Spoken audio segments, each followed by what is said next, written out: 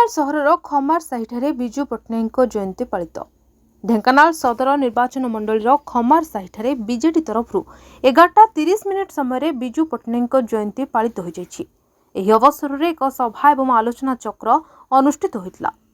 जिला परिषद अध्यक्ष अर्चना पुहाण, पूर्वतन विधायक सुधीर कुमार सामल प्रतिनिधि नरोत्तम साहू और अन्य अतिथि माने मंचासन होते एवं शताधिक कर्मकर्ता माने कार्यक्रम में जोग देथिबार दृश्य देखा मिलता।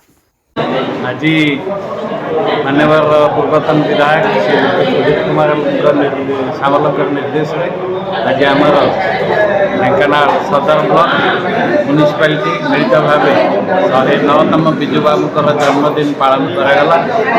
ये जन्मदिन पालन अवसर में प्रत्येक पंचायत प्रतिनिधि मैंने आसी जोग देते। जिला परिषद मेंबर, जिला परिषद अध्यक्ष, आम लीगल सेल अध्यक्ष प्लस आम भाइस प्रेसिडेंट सुकांत बाबू समस्ते आज ये उपस्थित थे।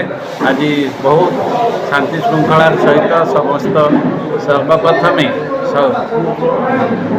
सकाळे आमर समस्त ढेंकानाल टाउन भितर थिबा समस्त थिला प्रतिमूर्ति महापुरुष मान प्रतिमूर्ति माल्यार्पण करागला। विजु बाबूर प्रतिमूर्ति माल्यार्पण करी ए कार्यक्रम को आम आज आरंभ कलु।